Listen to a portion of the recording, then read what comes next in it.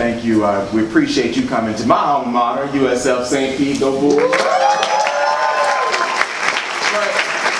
For young leaders, Congressman, who, like myself, were inspired by your story, and like you were inspired by Dr. King, we're optimistic in this election. And I think a lot of us are looking for the passion that we felt in 08 and in 2012, but we feel like it's missing in the 2016 election. So I guess for you, Congressman, my question would be, what would you tell millennial voters today who are lost in this election? What words of encouragement could you give us to inspire us to get out and to do what you did, which is to get out to vote and to make a difference in this community? And Governor, what would you say to us to encourage us to go out and to support you? Well, you hear people say from time to time, this is an important election. This one is it. I'm not kidding you. I wouldn't lie to you. This is it. This election can determine the future of America, or maybe the future of the planet. Yes. I'm hearing too many of my friends saying, well, if such a thing happened, I'm going to Canada. No, visit Canada. I don't want to go there to live. I want to live on this little piece of real estate we call America. So I don't think any of us can afford to stay home and say, I don't feel right. We have to vote. If you don't vote, you don't count. It's about you, but also about your children and their children. We want to save this little piece of real estate we call Earth, this little planet, and leave it a little cleaner, a little greener, and a little more peaceful for the generation yet unborn. We have to do it. The show call it. You have to tell your friends and everybody, get that passion. When I was young, had on my hand a few pounds lighter, I was willing to sit in, to go on a freedom ride, to march for the right to vote. Almost died on that bridge. I gave a little blood. And there was 3 nuns that I saw a few days ago from the Good Samaritan Hospital that took us in and took care of us. The 17 of us that was beaten and almost died. So we just have to do it. Okay?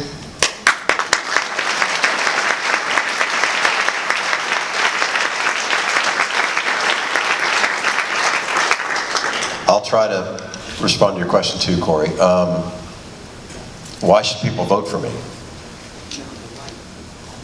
Oh, that's a good question. Nobody will work harder for you. I have dedicated my life to public service. I've won some and I've lost some. And I've changed parties, but I haven't changed my heart. I haven't changed anything that my mother and father, my father, Dr. Crist, my mother, Nancy, taught my 3 sisters and me when we grew up here in St. Petersburg. I went to Bay Vista Elementary School on the south side. I went to Bay Point Junior High School in the 7th grade. We moved to the old Northeast, so I ended up going to Riviera Junior High, and then St. Petersburg High School. I graduated in 1974. And I love this community. This is my home. It has been a great privilege to serve as your governor, but to represent home in the United States Congress with this man is an unbelievable privilege. And to be able to fight for a woman's right to choose, to be able to fight to protect our environment, to be able to make sure that we have a good education for our children, especially in South St. Pete with those 5 elementary schools that are struggling. You know, I heard President Obama say the other day in an ad I heard on The Beat. You ever listen to The Beat? Corey knows what I'm talking about. Little rhythm. And he said, you know, there are things on this ballot you need to be aware of. It's not just the people that are running. The right to choose is on the ballot. Yes. You know, the right to a good education is on the ballot. You know, the right to protect our environment is on the ballot. You know, the opportunity for you to vote is on the ballot, but only if you vote. You know, he said be passionate. You better be. There's an old expression in politics, you know, if you're not at the table, you're probably going to be on the menu. If somebody else is voting and you're not, they're not necessarily voting your interests, those things that you care about. And I'll tell you the issue I hear the most about during this campaign, Watson, and it has to do with the tone of our country. We've touched on it here today, Congressman. You've touched on it eloquently. You know, what are we going to be as Americans? What will people of the world think of us in this most historic election if it turns out a certain way? Don't we want to be known as a people who cherish being decent to one another? Not mocking those who may have a disability? Understanding that women need to be paid as much as men? I mean, that's what this election is about being civil to one another, not castigating other people. It's very simple to me. Again, because of my mom and dad, we have lots of rules, things that we think are very important to follow, very important to listen to. But there's one we call the most important rule. We refer to it as the golden rule. Do unto others as you would have done unto you. That's what we're talking about. That's on the ballot. Whether we truly respect it and cherish it and honor it. Do unto others. Be good to each other. And vote for her.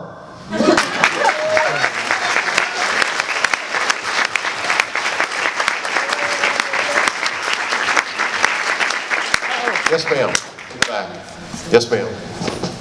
Good afternoon, everyone. Marcia, not going to use my name, but I wanted to ask a question about experiencing voting and the machine, as my goddaughter told me, stripped the name, and she voted for her, and it tricked the other name. If she was not observant, she would not have gone back and changed it.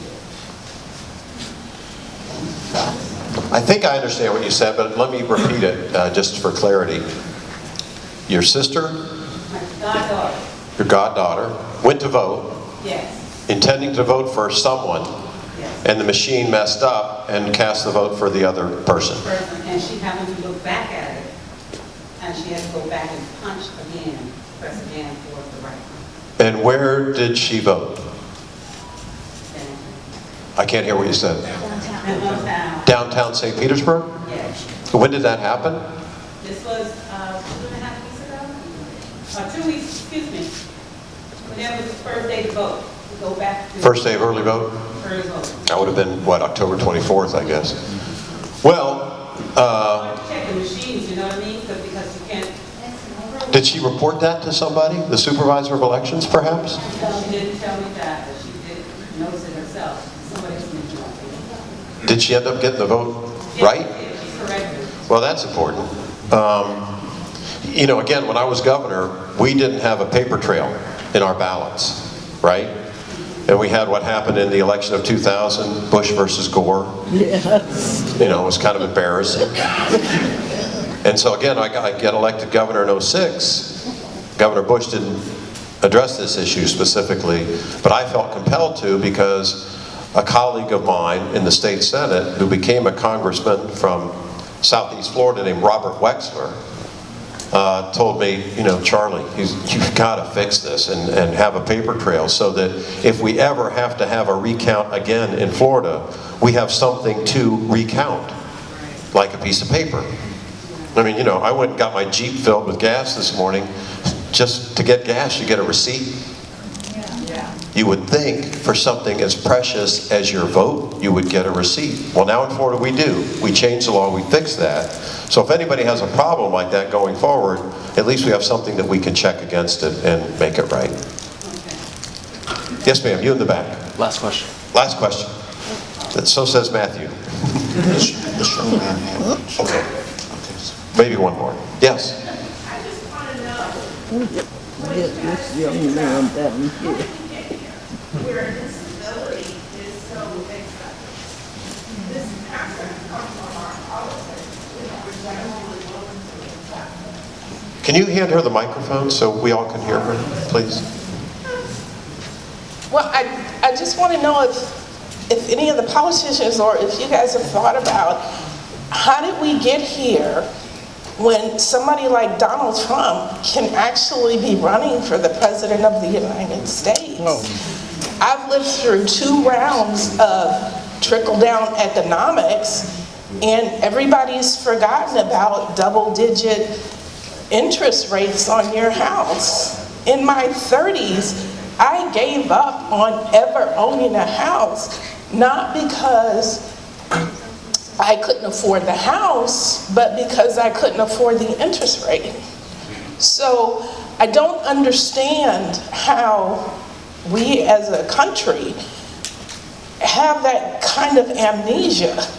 I mean, I don't think I have the stamina to live through another round of trickle-down economics and the kind of policies that are coming out for working class individuals.